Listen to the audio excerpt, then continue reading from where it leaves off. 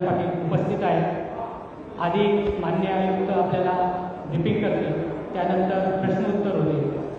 मी मान्य आयुक्त महोदयांना विनंती करतो की त्यांनी पत्रकार परिषदेला सुरुवात करावी।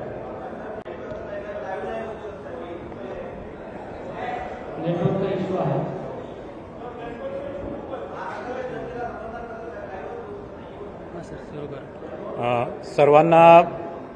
सर्वांना नमस्कार। सर्व सन्माननीय वृत्तपत्र व वृत्तवाहिन्यांचे संपादक व प्रतिनिधी, आपल्याला माहीतच आहे की माननीय सर्वोच्च न्यायालयाने आदेशाद्वारे 31 जानेवारी 2026 पूर्वी स्थानिक स्वराज्य संस्थेच्या सर्व मुदत संपलेल्या स्थानिक स्वराज्य संस्थेच्या सर्व निवडणुका घेण्याबाबत निर्देश दिलेले आहेत आणि या दृष्टीने स्थानिक स्वराज्य संस्थेच्या या निवडणुकीच्या दृष्टीने आपल्याशी संवाद साधावा आणि आपल्या माध्यमाने मतदार, उमेदवार, राजकीय पक्ष व इतर सर्व संबंधितांपर्यंत हा संदेश पोहोचण्यासाठी आज आम्ही राज्य निवडणूक आयोगामार्फत ही पत्रकार परिषद आयोजित केलेली आहे।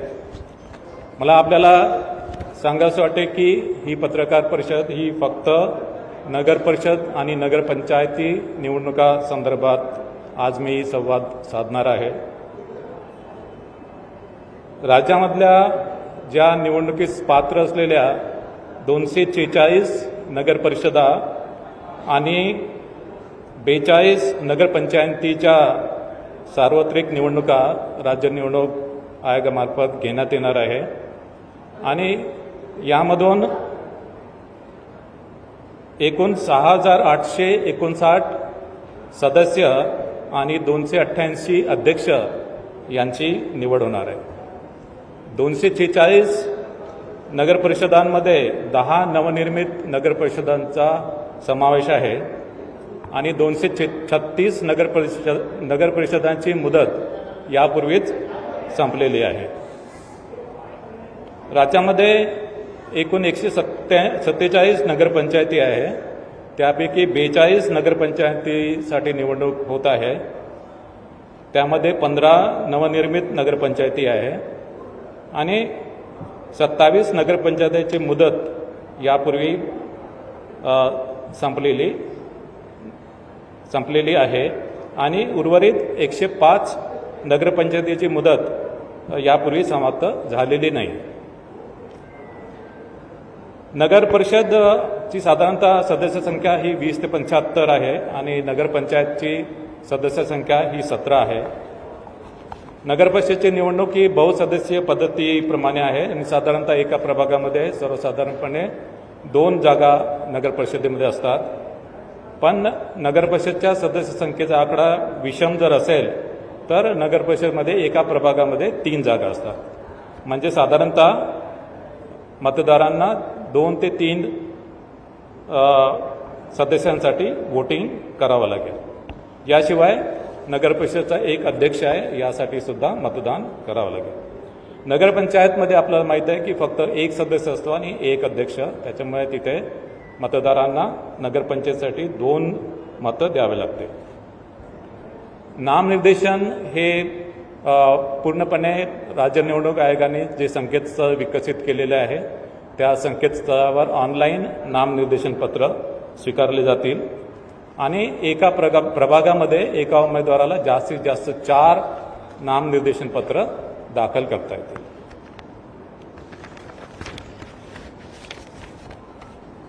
संकेतस्थळावर नामनिर्देशन पत्र दाखल केल्यानंतर त्याची प्रिंटआउट काढून ती संबंधित निवडणूक निर्णय अधिकाऱ्याकडे उमेदवारांना द्यावी लागेल। नामनिर्देशन पत्रासोबत जात वैधता प्रमाणपत्र देणे आवश्यक आहे, मात्र ज्यांनी नामनिर्देशनापूर्वी जात वैधता प्रमाणपत्रासाठी अर्ज केला आहे आणि नामनिर्देशनाच्या दिवशी ज्यांच्याकडे जात वैधता प्रमाणपत्र नाही आहे त्यांना अर्ज केल्याची पावती त्यांना सादर करून नामनिर्देशन पत्र त्यांना दाखल करता येईल।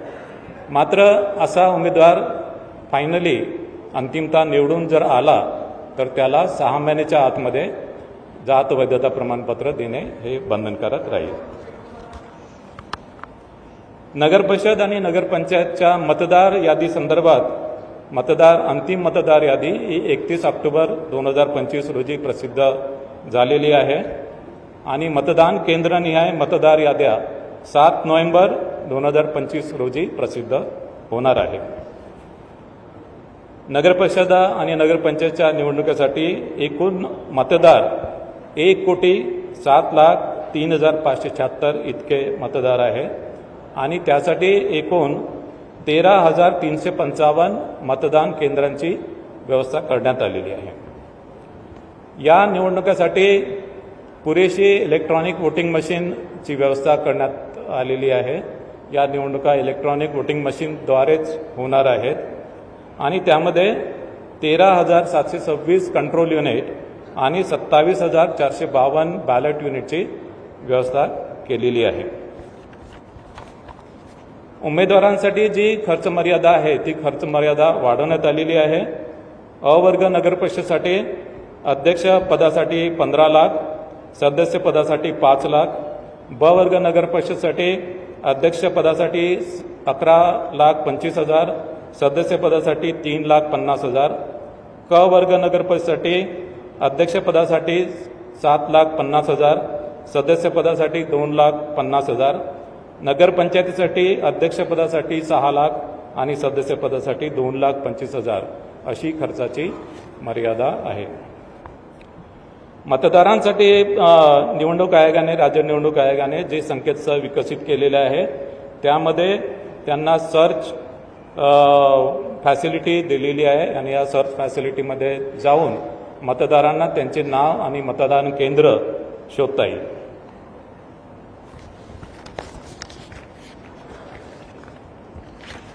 याशिवाय मतदारांच्या सोयीसाठी एक नवीन मोबाईल ॲपसुद्धा आम्ही विकसित केलेले आहे. या मोबाईल ॲपच्या मदतीने मतदारांना त्यांचं मतदार यादीमधील नाव शोधता येईल. याशिवाय त्यांचं मतदान केंद्र शोधता येईल. याशिवाय नो युअर कॅन्डिडेट म्हणजे उमेदवाराविषयी त्यांनी उमेदवारांनी जे प्रतिज्ञापत्र दाखल केलं त्या प्रतिज्ञापत्राच्या अनुषंगाने त्यांच्याबाबत काही गुन्हेगारीविषयी गुन्हे दाखल केले असतील किंवा त्यांच्या शैक्षणिक क्वालिफिकेशनबाबत आणि त्यांच्या आर्थिक परिस्थितीबाबत त्यांना माहिती मिळू शकेल. म्हणजे नो युअर कॅन्डिडेट ही माहिती सर्वसामान्य मतदारांना ही या मोबाईल ॲपच्या माध्यमाने उपलब्ध होईल. मतदार यादीच्या बाबतीत जे संभाव्य दुबार नावाबाबत राज्य निवडणूक आयोगाने पूर्ण दक्षता घेतलेली आहे. राज्य निवडणूक आयोगाने त्यांच्या सिस्टीमवर टूल विकसित केलेला आहे आणि या टूलच्या माध्यमाने प्रत्येक नगरपरिषद नगरपंचायतीमधील प्रभागामध्ये संभाव्य दुबार मतदार हे डबल स्टार असं चिन्ह त्याच्या पुढे आलेलं आहे. जिथे जिथे अशा प्रकारचे डबल स्टार आलेले आहे तिथे संबंधित अधिकारी संबंधित मतदारांना कॉन्टॅक्ट करून तो कुठल्या प्रभागामध्ये आणि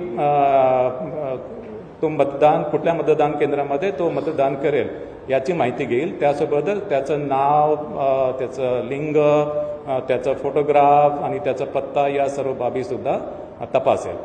ज्या मतदान केंद्रामध्ये त्यांनी ऑप्शन दिलेलं आहे त्या मतदान केंद्रामध्ये त्याला मतदानाची सोय असेल आणि इतर मतदान केंद्रामध्ये त्याला मतदान करता येणार नाही. ज्या मतदारांच्या नावानं पुढे डबल स्टार आलेला आहे, दुबार मतदार म्हणून डबल स्टार आलेला आहे, पण त्यांनी काही प्रतिसाद दिला नाही तर सर्व मतदान केंद्रावर त्याचं डबल स्टार म्हणून नोंद होईल आणि असा मतदार मतदान केंद्रावर आल्यानंतर त्याच्याकडून एक डिक्लेरेशन घेतलं जाईल की या मतदान केंद्राव्यतिरिक्त इतर मतदान केंद्रामध्ये त्यांनी मतदान केलं नाही किंवा या मतदानानंतर दुसऱ्या मतदान केंद्रावर तो मतदान करणार नाही. म्हणजे एकाच मतदान केंद्रावर त्याला मतदान करता येईल. ऑफकोर्स त्याच्या ज्या वेगवेगळे जे अधिनियम आहेत आणि नियम याच्यामधल्या मतदारांच्या पात्रतेविषयी ज्या तरतुदी आहेत त्या ऑफकोर्स प्रिसाइडिंग ऑफिसर या तपासून घेतील. मतदार जागृतीच्या संदर्भात मतदानाचा टक्का वाढावा यासाठी आम्ही 32 वेगवेगळ्या प्रकारचे ॲक्च्युली वोटर्स अवेअरनेस कॅम्पेन आम्ही घोषित केलेले आहेत आणि संबंधित नगरपरिषद आणि नगरपंचायती यांच्या निधीमधून हे जे मतदान आणि काही निधी राज्य निवडणूक आयोगाकडे पण आहे. सोशल मीडियाच्या माध्यमाने आणि राज्य निवडणूक आयोगाने त्याच्या संदर्भात एक गीतसुद्धा तयार केलेलं आहे. आणि या वोटर्स अवेअरनेस कॅम्पेनच्या माध्यमाने मतदानाचा टक्का जास्तीत जास्त वाढेल याच्याबद्दल आम्ही दक्षता घेतलेली आहे. वेगवेगळे पोस्टर्स, बॅनर्स, क्रिएटिव्ह आर्ट, भित्तिचित्र, चित्ररथ याच्या माध्यमाने सुद्धा वोटर्स अवेअरनेस कॅम्पेन राबवला जाईल.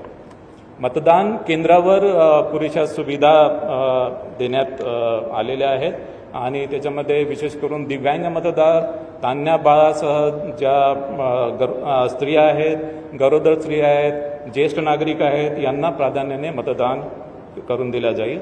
दिव्यांग आणि ज्येष्ठ नागरिकांसाठी रॅम्पची सोय केलेली आहे. याशिवाय व्हीलचेअरची सुद्धा व्यवस्था करण्यात येणार आहे.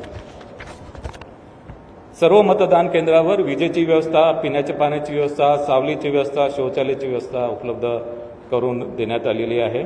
आणि विशेष करून काही मतदान केंद्र हे गुलाबी मतदान केंद्र म्हणून ॲक्च्युली हे आम्ही करू.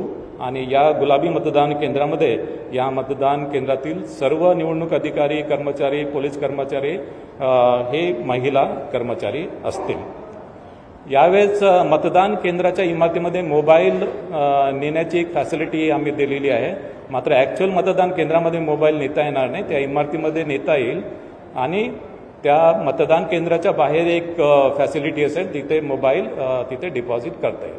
मात्र हे कंपल्सरी नाही आहे. जे निवडणूक निर्णय अधिकारी याच्या संदर्भात निर्णय घेतील की कुठल्या मतदान केंद्रावर ही मोबाईल नेण्याची फॅसिलिटी उपलब्ध करून द्यायची आहे. या निवडणुकीसाठी नगरपरिषद नगरपंचायत निवडणुकीसाठी 288 निवडणूक निर्णय अधिकारी आणि 288 सहाय्यक निवडणूक निर्णय अधिकारी यांची व्यवस्था आम्ही केलेली आहे. यासाठी एकूण पोलिंग स्टाफ, काउंटिंग स्टाफ एकूण 66,775 निवडणूक अधिकारी कर्मचाऱ्यांची व्यवस्था आम्ही केलेली आहे. यामध्ये एकूण मतदार, पुरुष मतदार हे 53,79,931 असतील. महिला मतदार 53,22,870 असतील. आणि इतर मतदार म्हणजे याच्यामध्ये ट्रान्सजेंडर येतात ते 775 मतदार असतील. अशा अनुषंगाने एकूण मतदार 1,07,03,576 असतील. 13,355 मतदान केंद्राच्या माध्यमाने ही निवडणूक कंडक्ट केल्या जाईल. एकूण 246 नगरपरिषदेची निवडणूक होत आहे. 42 नगरपंचायती आहेत. 288 अध्यक्षपदांच्या जागा आहेत. एकूण प्रभाग 3,820 आहेत. एकूण सदस्य संख्या 6,859 आहे. त्यापैकी महिलांसाठी 3,492 प्रभाग आरक्षित आहे. अनुसूचित जातीसाठी 895 जागा आहेत. त्यापैकी 498 महिलांसाठी आरक्षित आहे. अनुसूचित जमातीसाठी 338 सदस्यपद आहेत. त्यापैकी 187 महिला असतील. नागरिकांच्या मागासवर्ग प्रवर्गासाठी 1,821 जागा आहेत. त्यापैकी 1,005 महिला असतील. आणि सर्वसाधारण 3,805 जागा असतील. त्यापैकी 1,802 महिला असतील. आता विभागनिहाय किती नगरपरिषद नगरपंचायतीच्या निवडणूक होत आहे हे मी घोषित करतो आहे. कोकण विभाग 27, नाशिक विभाग 49, पुणे विभाग 60, छत्रपती संभाजीनगर विभाग 52, अमरावती विभाग 45 आणि नागपूर विभाग 55. हा निवडणूक कार्यक्रम जाहीर झाल्यापासून संबंधित नगरपरिषद नगरपंचायतीच्या कार्यक्षेत्रामध्ये आचारसंहिता लागू करण्यात आलेली आहे. आणि ही आचारसंहिता जरी नगरपरिषद नगरपंचायतीच्या कार्यक्षेत्रात जरी लागू असेल तरी अन्य ठिकाणी देखील काही कार्यक्रम किंवा काही निर्णय झाले आणि ते नगरपरिषद नगरपंचायतीच्या मतदारांवर परिणाम करत असतील तर त्याला सुद्धा आचारसंहिता त्याला लागू होईल. मात्र नैसर्गिक आपत्तीबाबत काही उपाययोजना किंवा मदत द्यायची असेल त्याला आचारसंहितेची आडकाठी राहणार नाही. आचारसंहिता आणि कायदा सुव्यवस्था संदर्भात आजच राज्य निवडणूक आयोगाने 2 आदेश जारी केलेले आहेत. आता मी नगरपरिषद नगरपंचायत यांचा प्रत्यक्ष निवडणूक कार्यक्रम जाहीर करत आहे. नामनिर्देशन पत्र दाखल करण्यास सुरुवात 10 नोव्हेंबर 2025. नामनिर्देशन पत्राची दाखल करण्याची अंतिम मुदत 17 नोव्हेंबर 2025. नामनिर्देशन पत्राची छाननी 18 नोव्हेंबर 2025. अपील नसलेल्या ठिकाणी नामनिर्देशन पत्र माघारी घेण्याची अंतिम मुदत 21 नोव्हेंबर 2025. अपील असलेल्या ठिकाणी नामनिर्देशन पत्र माघारीची अंतिम मुदत 25 नोव्हेंबर 2025. निवडणूक चिन्ह नेमून देण्याचा तसेच अंतिमरित्या निवडणूक लढविणाऱ्या उमेदवारांची यादी 26 नोव्हेंबर 2025. मतदानाचा दिवस 2 डिसेंबर 2025. मतमोजणीचा दिवस 3 डिसेंबर 2025. शासन राजपत्रात निकाल प्रसिद्ध करण्याचा दिवस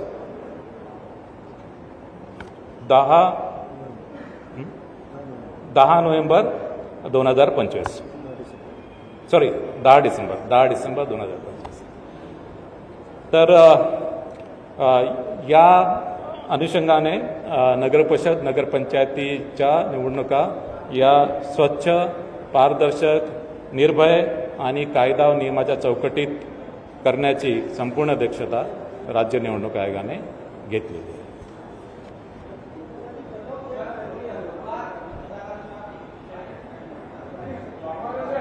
एक करून विचारा. वोटरची कट ऑफ डेट 1 जुलै 2025.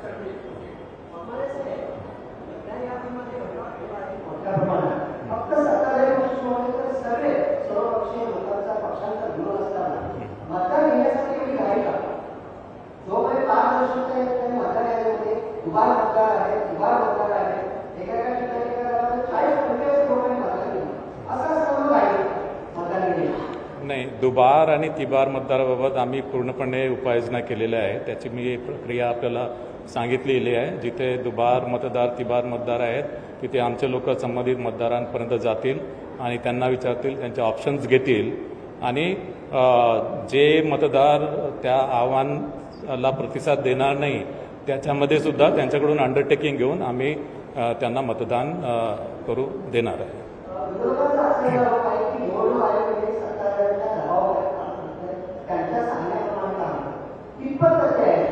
नाही, हे चुकीचं आहे. असं निवडणूक आयोग कोणाच्याही दबावाखाली काम करत नाही.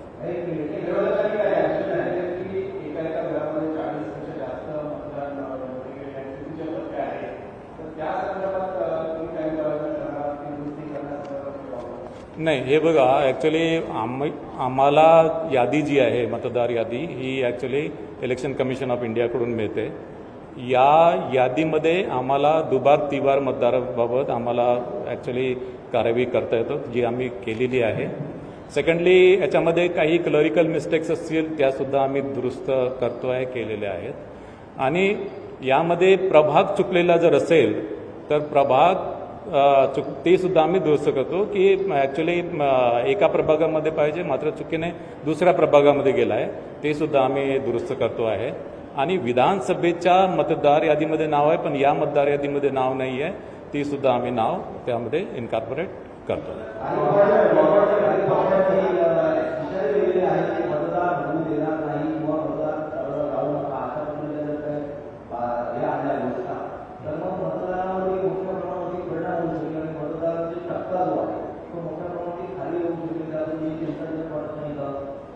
आम्ही ॲक्च्युली मतदानचा टक्केवारी वाढवण्यासाठी विविध वोटर्स अवेअरनेस कॅम्पेन आम्ही घेतो आहे. त्यानंतर मग जिथे दुबार तिबार मतदार आहे त्या मतदारांपर्यंत आम्ही पोहोचतो आहे.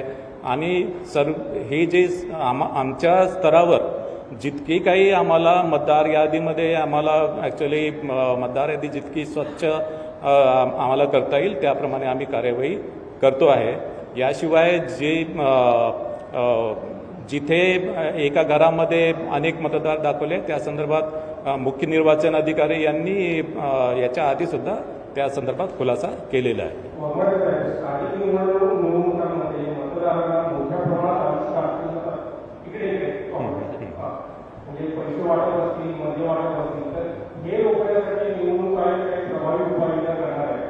नाही, आम्ही याच्यामध्ये आचारसंहिताचा ऑर्डर काढलेला आहे. या आचारसंहितेच्या ऑर्डर्समध्ये मद्य आणि पैशाचे वाटप याच्याबद्दल सर्व प्रतिबंधक उपाययोजना केलेल्या आहे. पोलीस विभागाला प्रॉपर डायरेक्शन्स दिलेले आहेत आणि यामध्ये सर्व बँका, सर्व पतपेढ्या यांच्या व्यवहारावर पूर्ण लक्ष ठेवणार आहे. याशिवाय विविध प्रकारचे जे पोर्ट्स असतील, एअरपोर्ट्स असतील किंवा विविध ट्रान्सपोर्ट व्हेकल असतील या ठिकाणी सुद्धा पुरेशी उपाययोजना आम्ही करतो.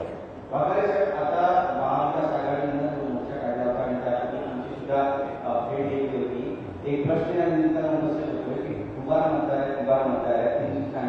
डबल स्टार केलेलं आहे, त्यांच्याकडून 100% घेतलेलं आहे, कुठे राहतात नाव पत्ता शोधलेलं आहे. मग तुम्ही हे मान्य करता का की या पद्धतीच्या निवडणुका झालेल्या आहेत, लोकसभेच्या असू द्या, विधानसभेच्या असू द्या, त्यामध्ये सुद्धा उभार मतदार त्यांनी मतदान केलं आहे, या निवडणुका चूक आहे? नाही, लोकसभा विधानसभा निवडणुकीच्या बाबतीत मी काही कॉमेंट्स करणार नाहीत.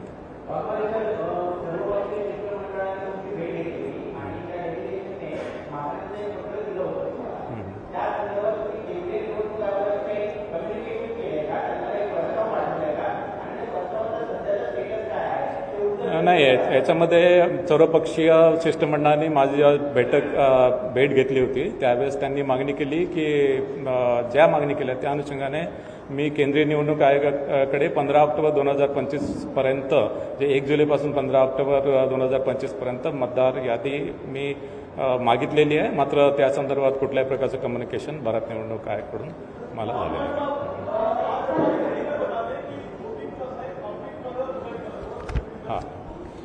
इसमें नाम निर्देशन पत्र जो है, नाम निर्देशन पत्र दाखिल करने की डेट है 10 नवंबर 2025.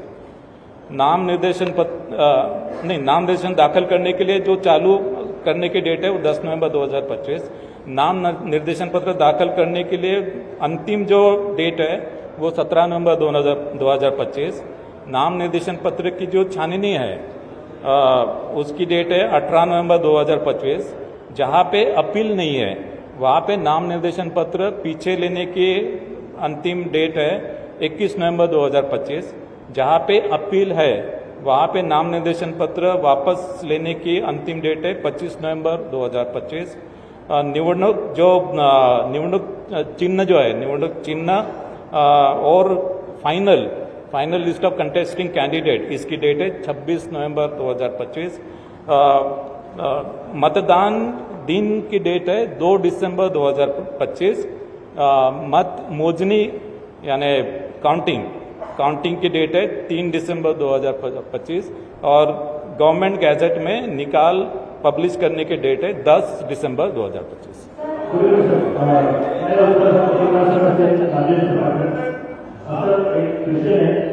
उत्तर भारत विकास मंच से रजिस्टर्ड अनडिफाइंड पार्टी है, चुनाव से हमारा ऑपोजिशन है, तो उसके लिए क्या करते हैं?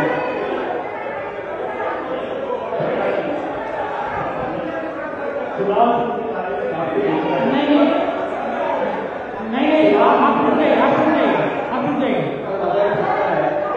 लोकांचा तुमच्यावरती विश्वास आहे की आतापर्यंत चांगलं काम केलं, पण आता या वेळेला मतदारांचा प्रचंड रोष आहे, त्यांना त्रास आहे आणि त्यांची नावं काढलेली उभा राहिली. या अशा कठीण परिस्थितीमध्ये आपण सुप्रीम कोर्टाकडे ही निवडणूक आणखी पुढे ढकलावी यासाठी आमच्यासाठी तुम्ही का प्रयत्न केला? सर्वोच्च न्यायालयाने ऑलरेडी 31 जानेवारी 2026 डेट दिलेली आहे. 31 जानेवारी 2026च्या आतमध्ये सर्व निवडणुका कंडक्ट करायच्या आहेत.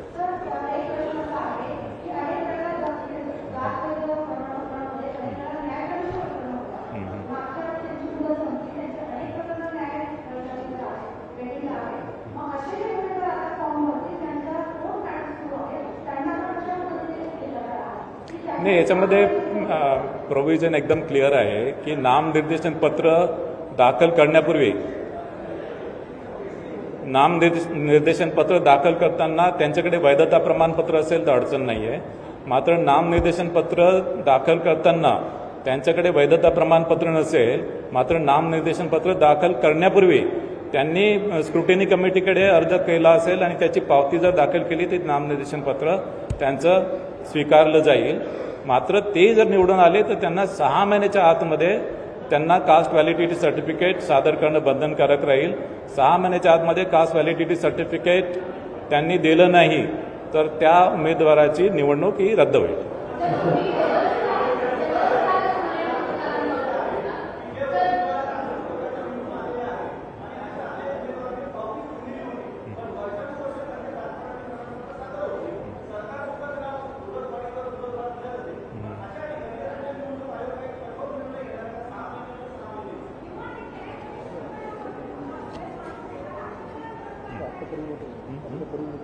नाही, आता ॲक्च्युली बेसिकली नाम निर्देशनाची जी प्रक्रिया आहे ती आमच्या परवीमध्ये आहे.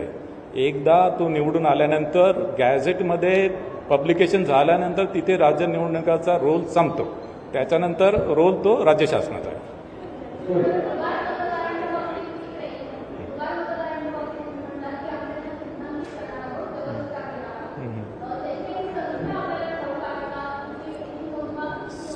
ॲक्च्युली ही जी प्रक्रिया आहे ही ॲक्च्युली आम्ही टूल दिलेला आहे आणि दुबार म्हणजे त्याला स्टॅम्पिंग नाही, दुबार ते संभाव्य दुबार आहे, संभाव्य दुबार. आता संभाव्य दुबार आमचे कर्मचारी ज्यावेळेस त्या मतदारांकडे जातील तिथे शहानिशा करतील त्यावेळेसच कळेल की तो खरोखर दुबार आहे किंवा नाही आहे. त्याच्यामुळे ही संख्या आता मला सांगता येणार नाही, कारण की ही संख्या ही प्रत्येक प्रभागामध्ये वेगवेगळी आहे. ती या सर्व नगरपरिषदांमध्ये ती वेगवेगळी ती संख्या आहे आणि त्याच्यानंतर ही ॲक्च्युली ज्यावेळेस फायनल होईल, ज्यावेळेस हे संभाव्य दुबार मतदार आपण ॲक्च्युली व्हेरीफाय करू त्यावेळेसच ॲक्च्युली आपल्याला ही संख्या समजेल आणि मतदानाच्या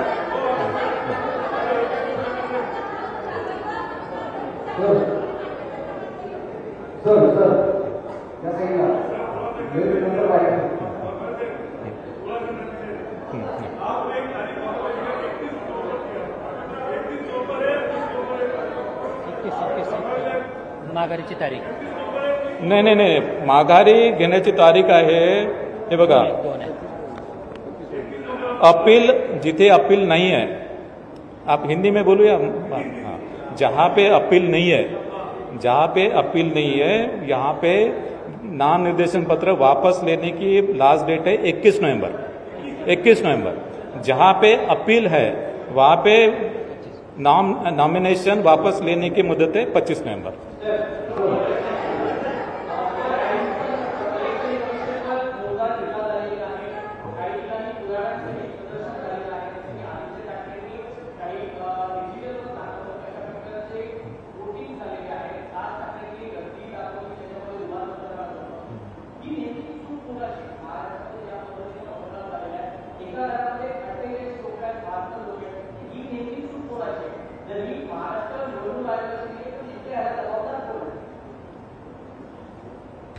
नाही, आता ॲक्च्युली जी मतदार यादी आहे, मतदार ही भारत निवडणूक आयोगाकडून मतदार यादी आम्हाला मिळाली. आमचे जे पॉवर आहे ते दुबार मतदार आम्ही आयडेंटिफाय केलेले आहेत आणि याशिवाय ज्यांचे नाव त्याच्यामध्ये आलेले नाही ते सुद्धा आम्ही इन्क्लूड या मतदार यादीमध्ये केलेले आहेत आणि त्याप्रमाणे ही मतदार यादी फायनली आम्ही पब्लिश केलेली आहे. काय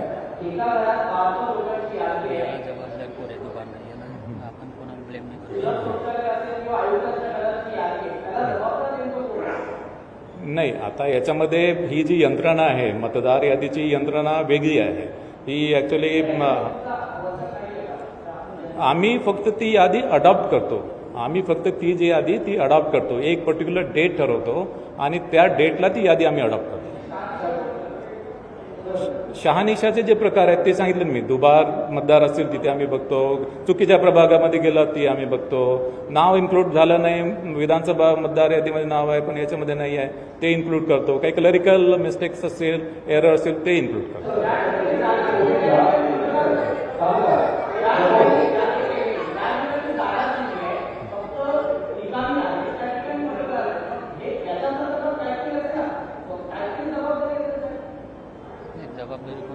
जबाबदारी जी आहे त्याच्यामध्ये प्रत्येक प्राधिकरणाची जबाबदारी जी निश्चित केलेली आहे. राज्य निवडणूक आयोगाची जी रिस्पॉन्सिबिलिटी ती राज्य निवडणूक आयोगाची आहे. भारत निवडणूक आयोगाचे जे अधिकार आहे ते भारत निवडणूक आयोगाचे अधिकार आहे.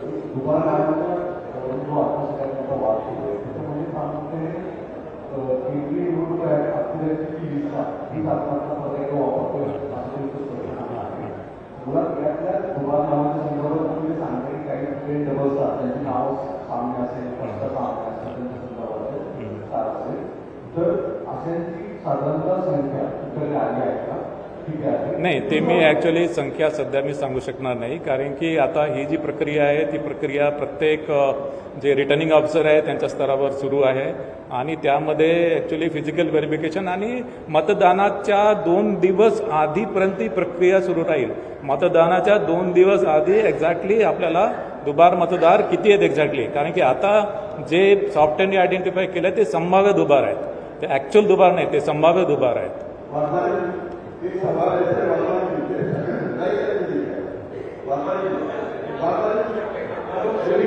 सवाल ये है कि भले 100 लोग छूट जाए लेकिन एक बेगुना जो है उससे छुटा नहीं होगी. सवाल ये भी है सारे पॉलिटिकल पार्टी छोड़कर सारे पॉलिटिकल पार्टी रहे हैं, उनका मतदान जहाँ हुआ है उनका मतदान जहाँ हुआ है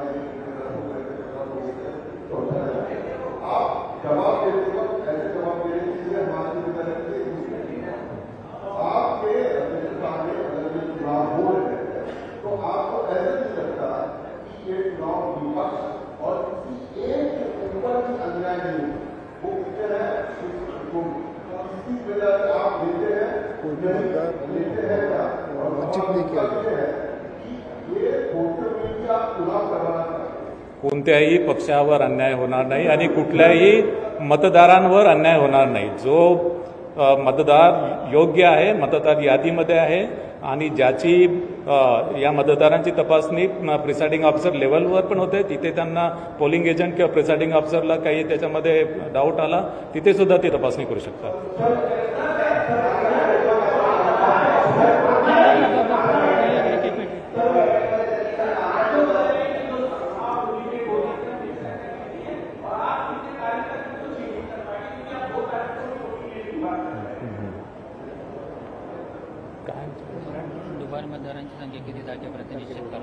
नाही, मतदानाच्या 2 दिवस आधी एक्झॅक्टली जे फिगर्स आहेत ते अभी मेरे पास अप्रॉक्सिमेट फिगर नहीं है.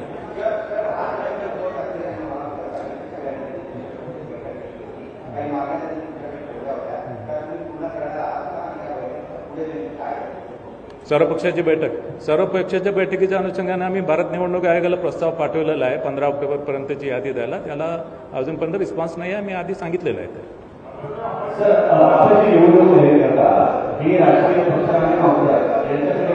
कोई एक पूछिए कोई.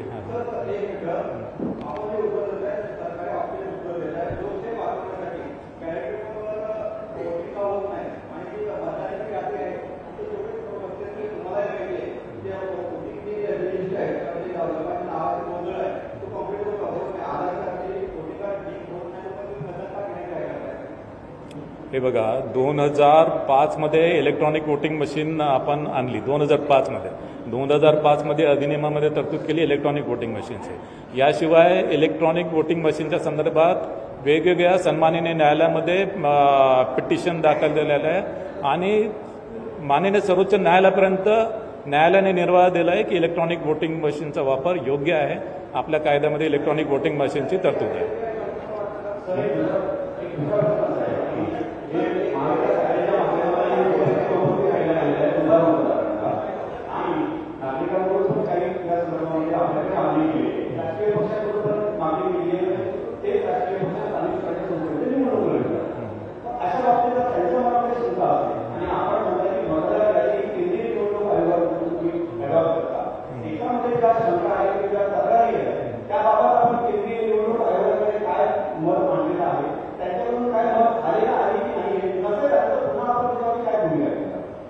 नाही, सर्वपक्षीय शिष्टमंडळाने महत्त्वाची जी मागणी केली होती की त्यांनी 15 ऑक्टोबरपर्यंत मतदार यादी मागितलेली होती आणि ती आम्ही भारत निवडणूक आयोगाकडे मागणी केलेली आहे. त्याचं उत्तर अजून आलेलं नाही.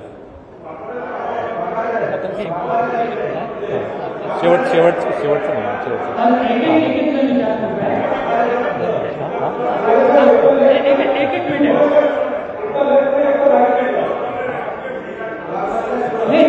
सगळ्यांना विचारू द्या, बाकीच्यांना राहिले त्यांचं उद्या सगळ्यांना एक एकदा होऊ द्या. थांबा. तुम्ही आवाज नाही तुमचा आवाज नाही.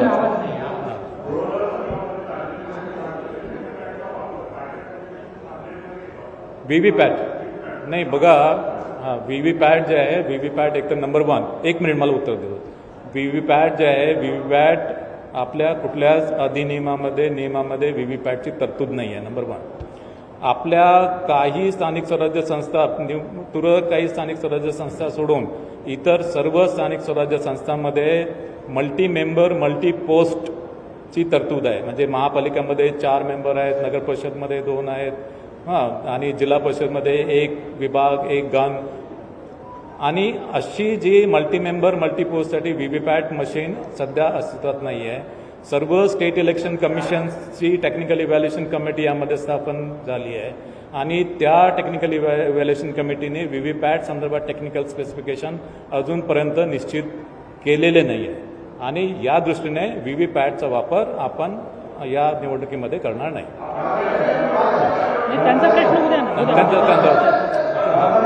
एक हां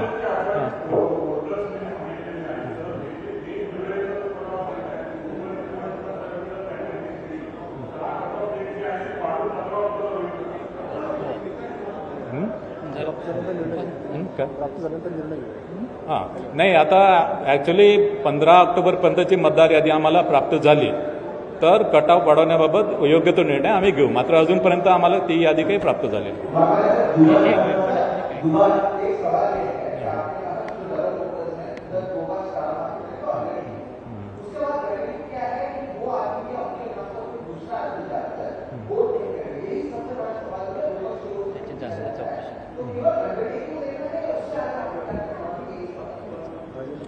देखो, एक्चुअली दोबारा मतदार के लिए अंडरटेकिंग तो एक है, लेकिन जो अधिनियम नियम में जो तरतूद है, आइडेंटिफिकेशन के बारे में अगर कुछ यहाँ पे डाउट आता है आइदर प्रिसाइडिंग अफसर को या पोलिंग एजेंट को, तो वहाँ पे समरी इंक्वायरी करने की पावर प्रिसाइडिंग अफसर को है.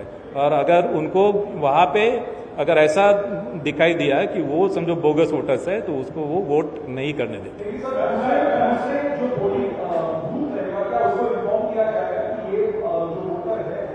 हाँ, वो वहाँ पे मार्क करेंगे, वहाँ पे मार्क करेंगे. Yes yes.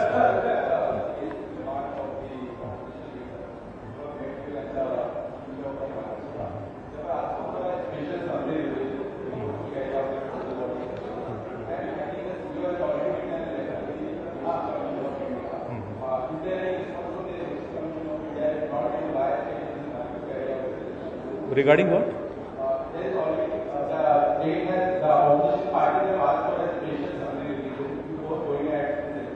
No, see, actually, as far as the summary revision is concerned, that is not our jurisdiction. Summary revision is a jurisdiction of.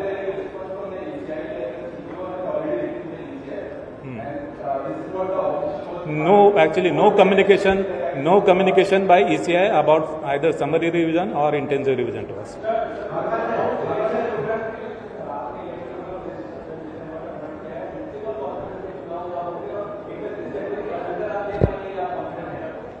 इकतीस जनवरी के अंदर हमको सब इलेक्शन लेना है माननीय सुप्रीम कोर्ट के ऑर्डर से. All elections has to be conducted by 31st January under any circumstances. एक मिनिट नाही.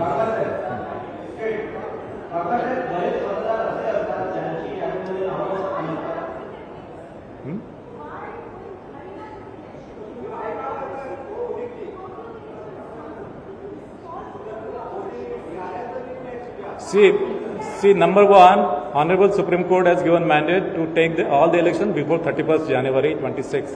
I have to follow that order. And we have taken appropriate measures as far as the voting list is, voters list is concerned, that I have already elaborated in detail.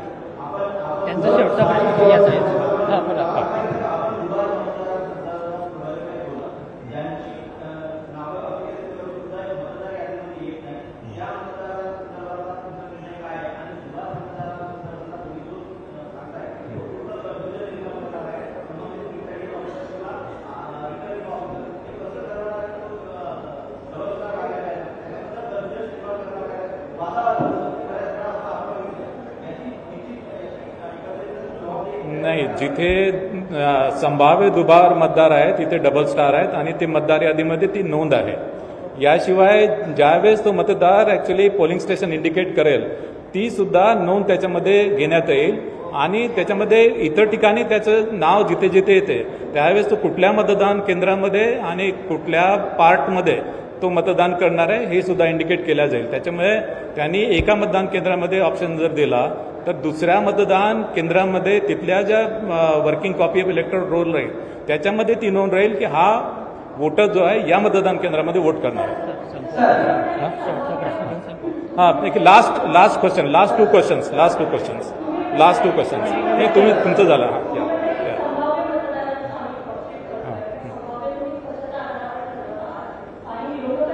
Actually already मी सांगितलेलं आहे की राज्य निवडणूक आयोगाने actually आमच्याकडे एक tool आहे. त्या टूलच्या आधारे आम्ही संभाव्य दुबार मतदार ऑलरेडी मतदार यादीमध्ये मार्क झालेले आहे त्याला स्टार आम्ही त्याला मार्क केले. सर्व स्थानिक स्वराज्य संस्थांसाठी सेम टूल वापरणार आहे. शेवटचा प्रश्न एक मिनिट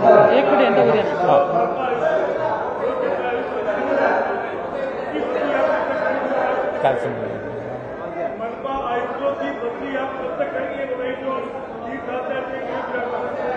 मनपा 3 सालपेक्षा जास्त झाले त्या आयुक्तांची बदली